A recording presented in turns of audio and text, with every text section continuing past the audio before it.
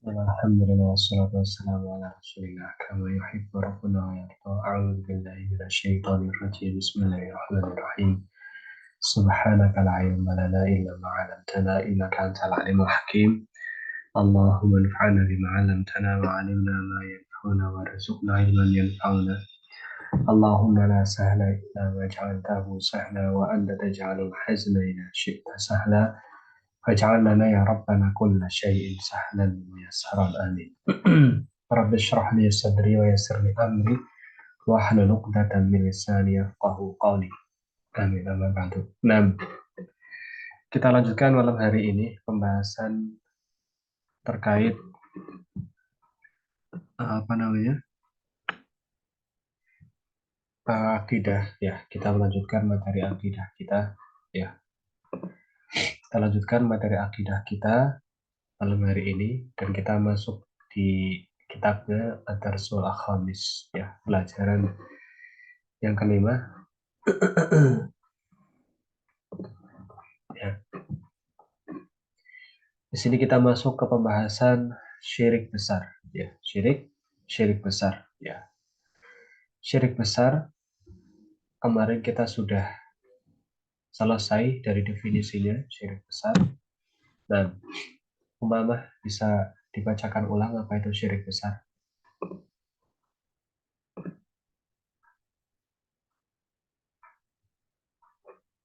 Halo, halo. Nah, ada nggak cara tanya kemarin apa itu syirik besar? Hmm.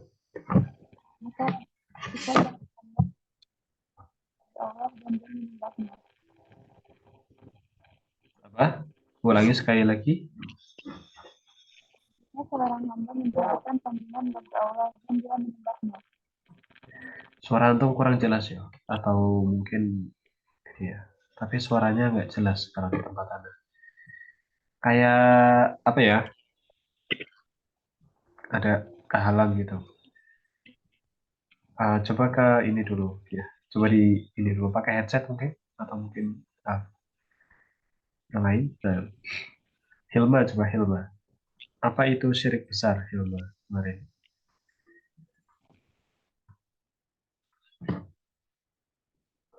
Ada nggak catatannya? Ketika seorang hamba Syirik besar adalah apa? Syirik yang bagaimana? Syirik besar adalah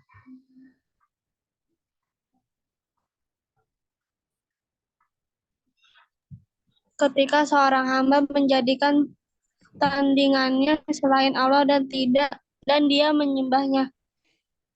nah, ya seorang menjadikan tandingannya selain Allah. Ya betul sebenarnya. Dan dia menyembahnya. Bisa. Tapi mudahnya syirik besar adalah syirik yang mengeluarkan pelakunya dari Islam. Ya, itu syirik besar.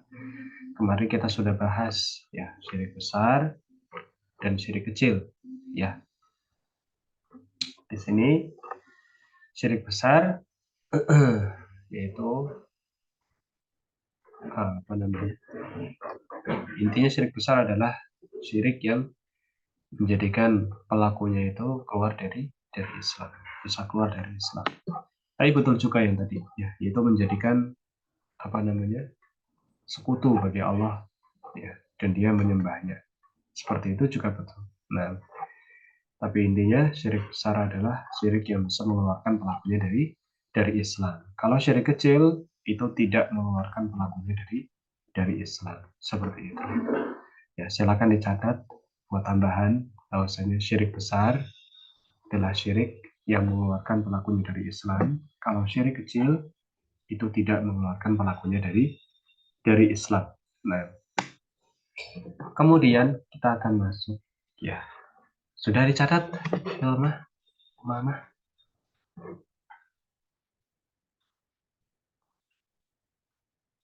Udah, Ustaz. Nah, selanjutnya kita akan masuk dari beberapa jenis syirik. besar ya, atau pokok-pokok syirik besar. Tulis judulnya pokok-pokok syirik besar. Pokok-pokok syirik besar. Ya. Pokok-pokok syirik besar.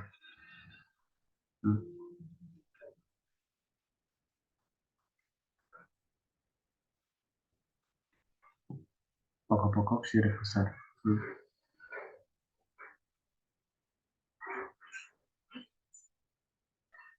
Pokok-pokok syirik besar atau apa namanya?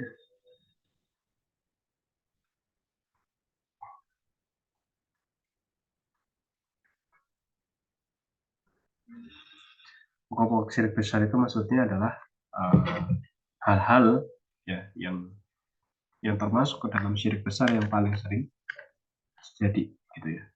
Pokok-pokok syirik besar itu adalah ya syirik besar itu gitu ya. Contoh-contoh syirik besar itu.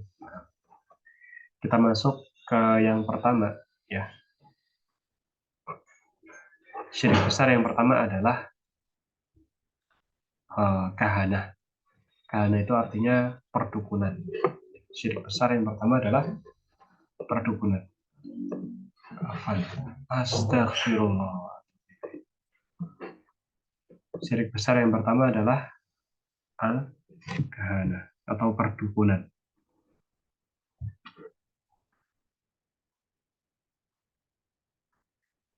Ya, perdukunan. Apa itu perdukunan? Wa al-ikhbar hiya al-ikhbar 'anil umuril madiyah al-khafiyah. Wa hiya an yasta'in al-kahin bisyaitan ya bima'rifatil ghaib. Nah,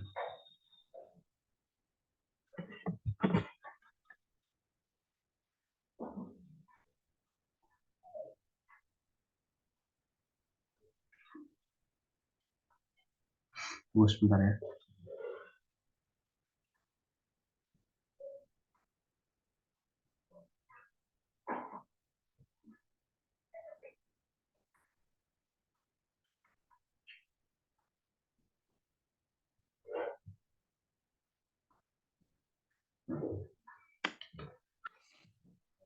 Ya al-ikhbar 'anil umuril madiyah al-khafiyah. Wa hiya an yasta'in al-kahin.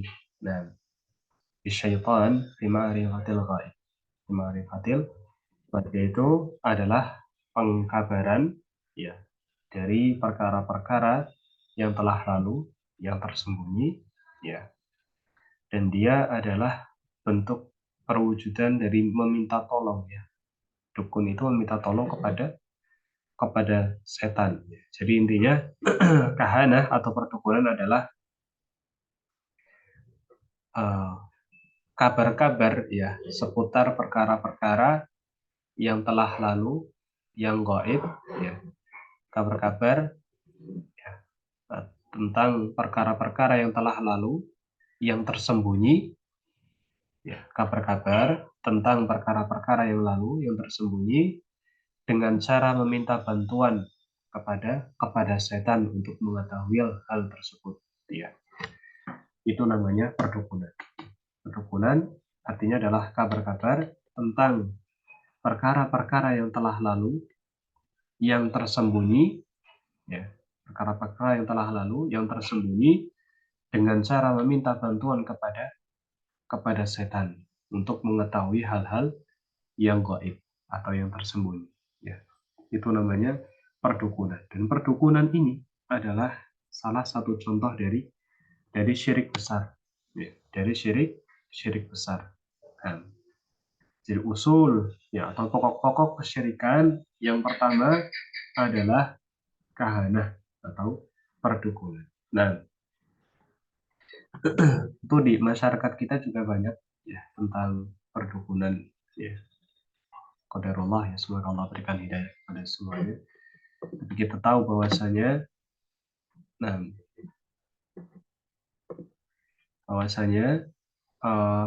banyak ya perdukunan di Indonesia ini. Nah, wal kahin kafir li'anna Allah azza wa jalla qala.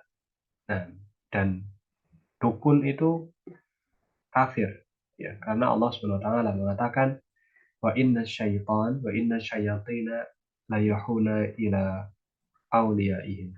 Ya, wa syaitan la yatawalla ila kufar. Nah, dan setan-setan itu sesungguhnya setan-setan itu akan mewahyukan kepada wali-wali mereka, dan setan itu tidaklah memalingkan seorang itu kecuali kepada kekafiran. Nah, qala subhanahu wa ta'ala yukhrijunahum minan nuri ila, dan Allah subhanahu wa ta'ala juga berfirman bahwasanya setan itu ya mengeluarkan mereka dari cahaya menuju kegelapan. Nah, dan yang dimaksud dari cahaya ini adalah iman, sementara kegelapan adalah kekafiran. Nah, kemudian ada ayat lagi di sini wasama'ullahu azza wa jalla taghutan. Faqala subhanahu wa ta'ala yuridu an yatahakamu ila taghut faqad umiru an yakfuru bih. Nah, dan mereka ingin agar berhukum ya, atau saling menghukumi kepada taghut, dan sungguh Allah telah memerintahkan mereka untuk kufur kepadanya kita ya. Nah, jadi saya ulangi bahasan kita pada malam hari ini yang mungkin ada yang baru masuk ya, yaitu kita masuk kepada pokok-pokok kesyirikan.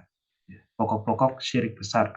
Pokok-pokok syirik besar. Nah, pokok-pokok syirik besar ya.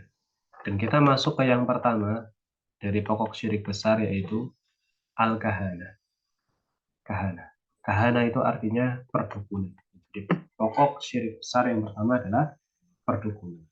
Dan perdukunan definisinya adalah al-ikhbar anil umuril wadiyah al-khafiyah, yaitu kabar-kabar tentang perkara-perkara yang telah lalu yang tersembunyi.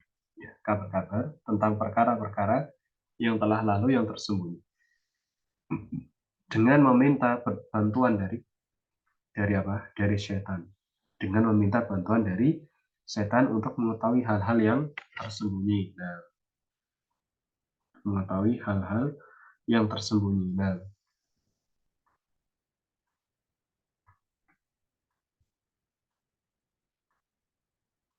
untuk mengetahui hal-hal yang tersembunyi. Kemudian, ya, tadi kita sudah sebutkan ayatnya. Di sini contohnya ada Al-An'am ayat 121, ada Al-Baqarah ayat 297, ada An-Nisa ayat 60. Ya, intinya banyak dalil ya. Ini baru dari Al-Quran. Sementara ada dari hadis Nabi SAW juga ya. Amal ladzi ya'ti al-kahin fa'in sadaqahu bima yaqulu fa'innahu yakfuru bima unzila ala Muhammadin sallallahu alaihi wasallam Al-Quran wa sunnah. Ya. Adapun orang yang mendatangi dukun ya, maka ya, dan membenarkan ya, adapun orang yang datang kepada dukun dan membenarkan ucapan dukun itu ya, maka dia telah kafir terhadap apa yang diturunkan kepada Muhammad SAW, yaitu Al-Quran dan As-Sunnah. Amma illam yusaddiquhu ya, adapun orang yang datang kepada dukun tapi dia tidak membenarkannya. Nah, wasa'alu faqad, dia hanya bertanya saja kepada dukun itu, an syai'in fa innallaha azza wa jalla la yaqbalu minhu salata arba'ina lailah. Ya, maka Allah tidak menerima salatnya selama 40 hari ya. Allah tidak menerima salatnya selama 40 hari. Nah, ini tentu ancaman yang sangat sangat berat ya. Antum bayangkan, antum nggak sholat 1 hari, satu sholat antum tinggalkan, itu dosanya sudah besar. Ini sholat 40 hari itu tidak diterima. Ibaratnya kayak orang nggak sholat. Dosanya ibaratnya kayak orang nggak sholat. Berarti ya 40 hari 40 malam. Dosanya besar sekali. Qala Rasulullah SAW, man ata kahinan fasaddaqahu bima yaqulu faqad kafara bima unzila ala Muhammadin sallallahu alaihi wasallam. Rasulullah SAW mengatakan, barang siapa yang mendatangi dukun, kemudian dia membenarkannya, yang membenarkan ucapannya, maka sungguh dia telah kafir kepada apa yang diturunkan kepada Muhammad. Ya. Jadi antum bisa tulis bahwasanya barang siapa yang datang kepada dukun, ya konsekuensinya itu ada dua. Datang dan membenarkan, berarti dia hukumnya kafir terhadap Al-Quran dan Sunnah. Atau datang hanya bertanya saja, maka apa namanya, sholatnya tidak diterima selama 40 hari 40 malam. Ya. Waqala sallallahu alaihi wasallam, man ata arrafan wal araf huwa al-kahin alladhi yadda'i ilmul ghaib fasa'alullahu an syai'in lam tuqbal lahu salatu arba'ina lailah. Ya. Dan Rasulullah SAW juga mengatakan barang siapa yang mendatangi arrafan, ya, orang orang yang peramal, ya, peramal. Dan peramal ini juga dukun, ya. Wal uraf wal kahin, dan araf ini juga kahin, juga dukun.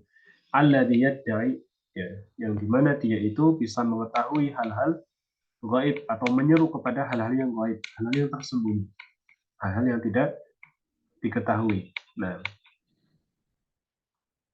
fasa'aluhu an syai'in lam tuqbal lahu shalah arba'ina lailan.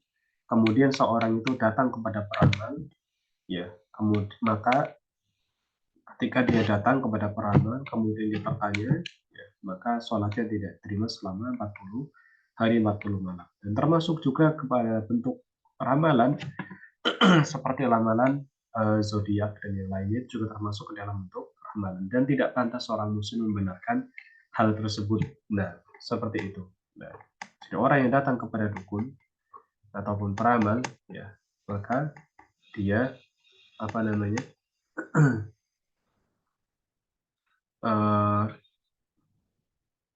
sholatnya bisa tidak diterima selama 40 hari 40 malam.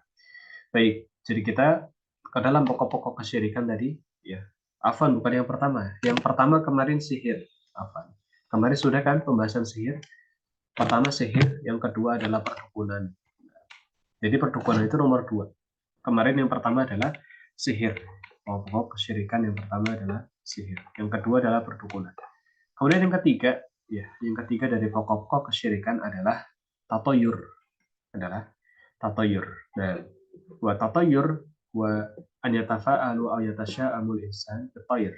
Faqad kanu fil jahiliyah ya'tamiduna 'ala tayr. Fa idza kharaja ahaduhum li amrin fa in ra'a tayra tara tara apa yamnatan tamayyana bihi wastabsyara. Wa in ra'ahu tara yasratan tasya'ama bihi wa raja'a amma uzima alaihi. Ya, jadi orang-orang dulu itu mereka bergantung, ya, kebaikan dan keburukannya kepada burung. Kalau misal, ya, mereka akan keluar rumah, kemudian apa namanya, melihat burung itu ternyata terbang ke kanan, oh berarti ini tandanya baik. Mereka melanjutkan perjalanan.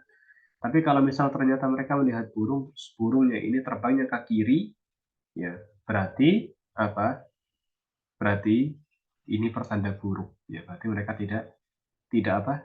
Tidak jadi pergi, mereka kembali. Ini namanya tatoyur. Tatoyur itu adalah menggantungkan sesuatu kepada menggantungkan suatu apa namanya, maslahat, ya, menentukan suatu maslahat atau mudarat kepada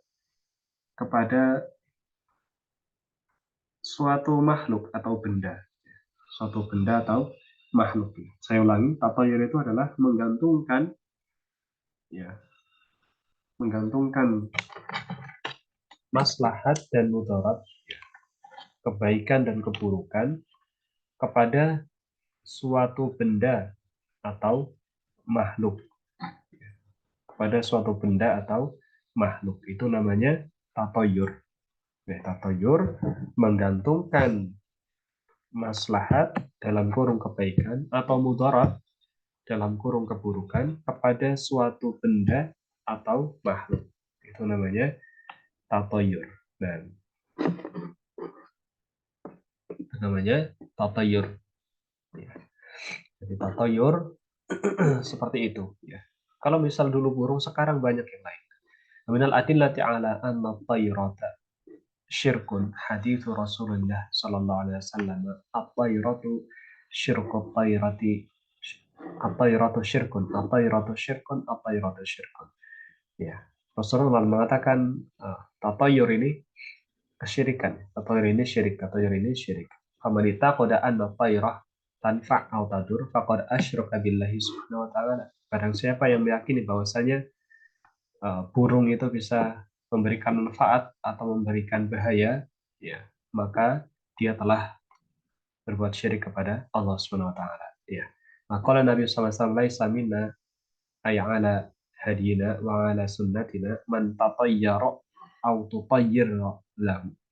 Nah, bukanlah termasuk golongan kami, ya, atau bukan di atas petunjuk kami, ya, bukan di atas sunnahku. Barang siapa yang berbuat tatayur atau ditatayur, ya, atau ditatayur, ya, atau ditatayurkan baginya, ya, seperti itu. Barang siapa yang berbuat tatayur, melakukan penggantungan maslahat atau mudarat kepada sesuatu, atau ditatayurkan, ya, ditatayurkan kepadanya, ya, ditatayurkan kepadanya, seperti itu. Jadi misal, kalau misal ini saya lempar, misalnya ternyata batunya kanan, berarti ini kamu tidak boleh pergi. Tapi kalau misal saya lempar dengan tutup mata ternyata ke kiri, berarti kamu boleh pergi, ya, seperti itu. Ini tidak boleh. Nah, pemana tatayur ay fa'ala fi'il tayr, yaitu melakukan tindakan burung. Ini definisi secara bahasa saja, ya. Autotayra lahu. Nah, ini maksudnya adalah dia ridho dengan tatayur itu.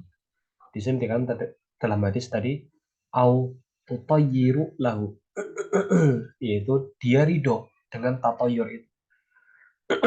Tidak ada orang memberikan suatu ramalan, ya, atau dia ridho dengan tatayur itu, maka bukan termasuk golongan Nabi Sallallahu Alaihi Wasallam.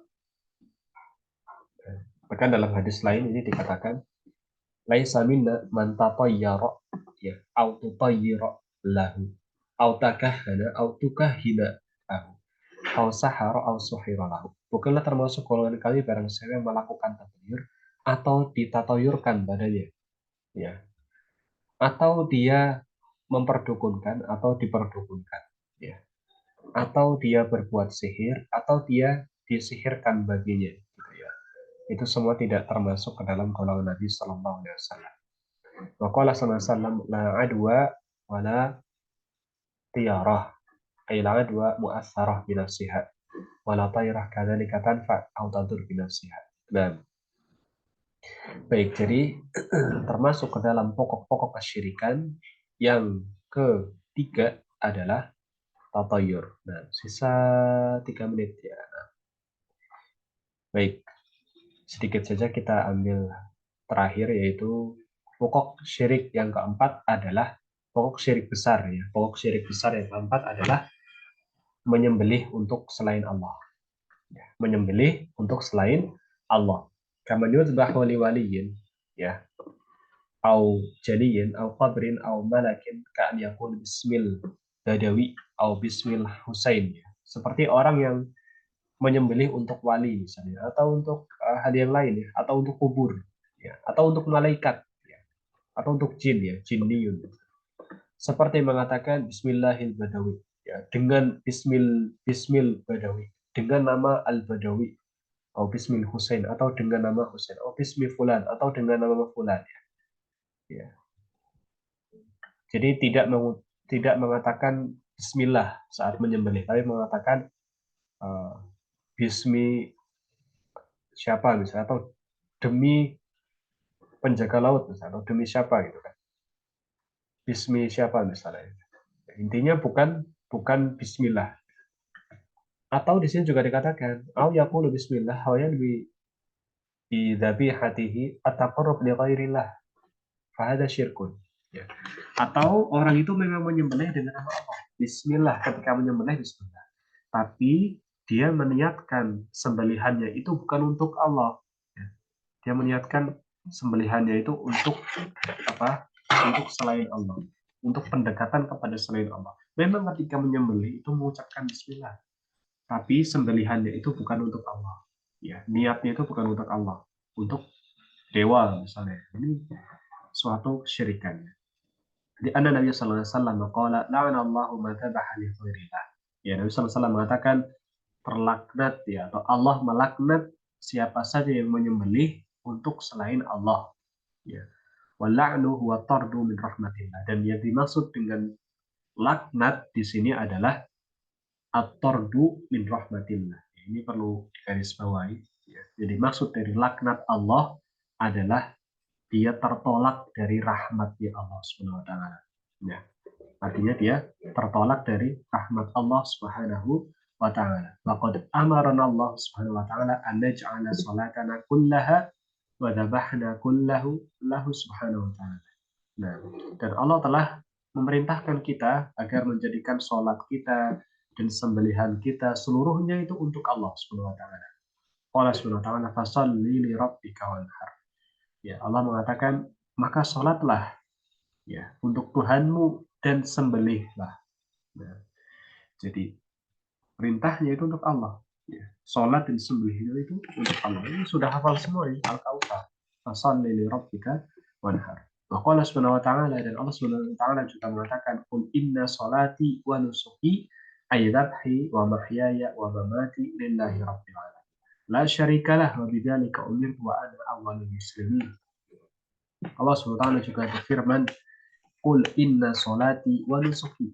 Ya, katakanlah sesungguhnya sholatku dan sembelihanku, wa mahyaya dan kehidupanku, wa mamati dan kematianku lillahi rabbil alamin, untuk Allah Tuhan semesta alam. La syarikalah, tidak ada sekutu baginya. Wa bidzalika umirtu, dan oleh karena itulah aku diperintahkan. Wa ana awwalul muslimin, dan saya adalah termasuk yang pertama dari kaum muslimin. Nah, seperti itu. Ya, jadi ini sudah jelas dalilnya. Tentu masih banyak yang lainnya, tapi ini sudah cukup ya menjadikan kita untuk bisa ya menghindari hal ini. Ya, jadi menyembelih kepada selain Allah ini termasuk ke dalam pokok syirik besar. Ya, tadi ada dua. Ya, memang yang pertama itu menyembelihnya bukan dengan nama Allah, ya, atau dia menyembelih dengan nama Allah Bismillah, tapi niatnya bukan untuk Allah, niatnya untuk yang lainnya, seperti itu. Baik, kita rekap sebentar karena sudah jam 20.26. Saya mulai dari Hilma. Dan halo Hilma. Halo. Ya, Ustaz. Dan tolong bacakan ulang definisi dari kahana atau perdukunan.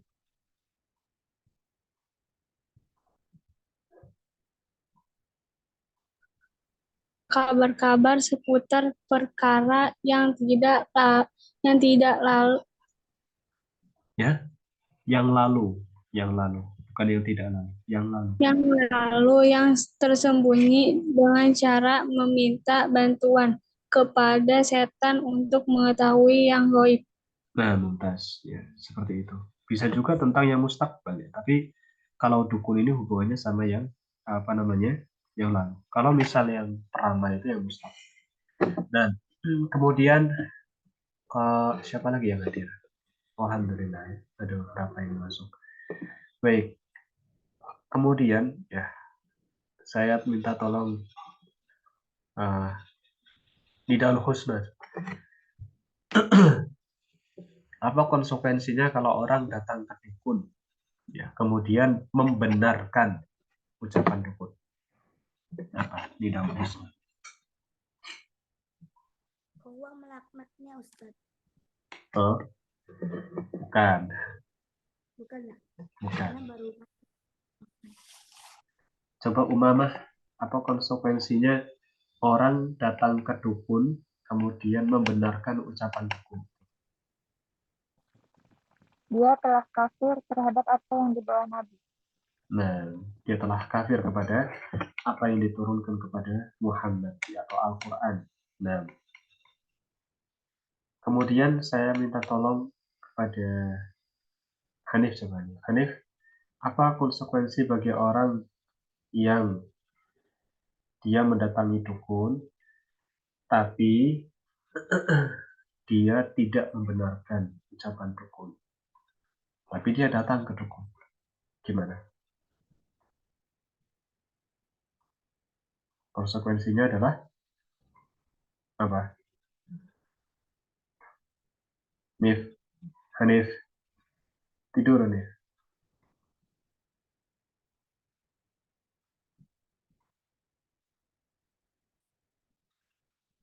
Halo?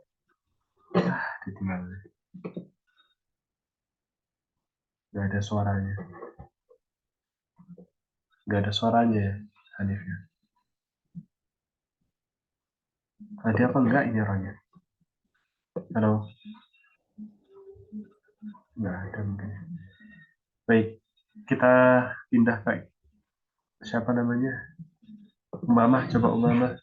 Apa konsekuensinya kalau misalnya orang datang ke dukun, tapi dia tidak membenarkan ucapan dukun? Tidak diterima sholatnya selama 40 hari 40 malam. Tuntas, 40 hari, 40 malam. Baik, kemudian tatoyur. Nah, Nidal Husna. Coba. Apa itu tatoyur? Nidal Husna.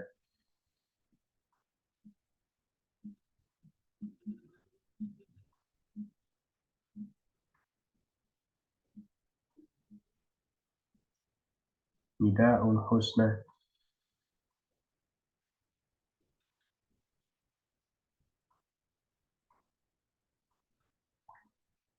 Halo? Sama, nggak ada suaranya. Sama Ustaz. Apa itu tatoyur?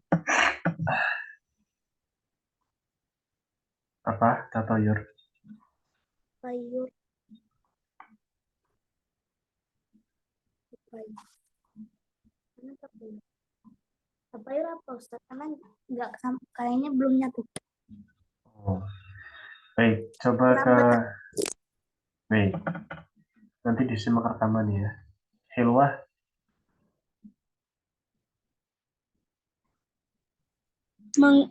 Menggantung sesuatu maslahat atau mudarat kepada suatu benda atau makhluk. tuntas. Sahih. Dan mengantungkan suatu maslahat atau mudarat kepada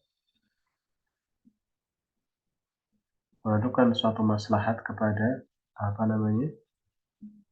Maslahat atau mudarat kepada benda atau makhluk hidup, itu namanya tatoyur. Dan baik. Kemudian yang terakhir tadi, pembahasan terakhir adalah seputar apa? Menyembelih. Ya, menyembelih untuk selain Allah. Menyembelih selain Allah itu ada dua jenis. Nah, jenis yang pertama itu yang seperti apa, Mama?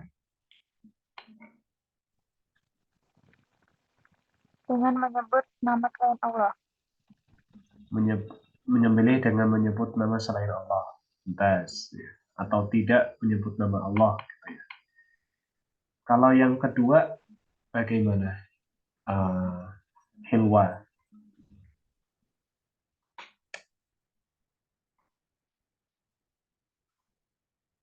Hilwa atau Hilma, silahkan. Hilma wis Hilma. Kalau yang kedua gimana Hilma? Definisinya. Menyembelih yang kedua gimana? Yang untuk selain Allah. Yang pertama, tadi kan dia itu menyembelih dengan tidak menyebut nama Allah. Itu. Atau yang Belum kedua, ketulis. gimana? Belum ketulis. Belum ketulis. Nidaul Husna gimana? Sama Ustaz. Ya, sama. Baik, kalau ini siapa namanya? Coba Uma lagi. Hanif ada Hanif. Coba nih, open mic nih. Bisa nggak nih? Bisa nih. Nggak ada suaranya Hanif ya. Halo, Hanif. Baik, pindah ke Umama deh. Akhir. Umama, coba Umama yang satu lagi gimana Umama? Menyembelih dengan menyebut nama Allah tapi meniatkan untuk mendekatkan diri kepada jalan Allah. Nah, baik, jelas ya. Jadi ada dua seperti itu. Kemudian konsekuensi dari orang yang menyembelih untuk selain Allah adalah dia terlaknat, ya, atau dia dilaknat oleh Allah. Yang dimaksud dari laknat itu bagaimana, Umama? Dilaknat Allah itu maksudnya gimana? Dia tertolak dari rahmat Allah. Nah, dia tertolak dari rahmat Allah Subhanahu wa taala. Ya, artinya dia akan terus merasakan apa namanya? Keburukan. Dia tidak dapat kasih sayang dari Allah. Ya, rahmat itu aslinya kasih sayang. Kalau orang sudah tidak dapat kasih sayang dari Allah, berarti dia akan sengsara. Baik, kita break 5 menit. Setelah itu kita akan belajar apa materinya? Fikih. Nah, kita istirahat 5 menit ya. Setelah itu kembali ke sini. Ya, saya ulangi sekali lagi, kita istirahat 5 menit. Setelah itu kita kembali ke sini belajar fikih. Insya Allah jam 9 sudah selesai. Nggak lama-lama. Kalau nggak paling 9 lebih 5, paling lebih lama ya. Dan jadi silahkan setelah ini kembali lagi ke Zoom-nya. Kita tutup dulu untuk kaidahnya. Subhanakallahumma bihamdika asyhadu an la ilaha illa anta astaghfiruka wa atubu ilaik. Assalamualaikum warahmatullahi wabarakatuh.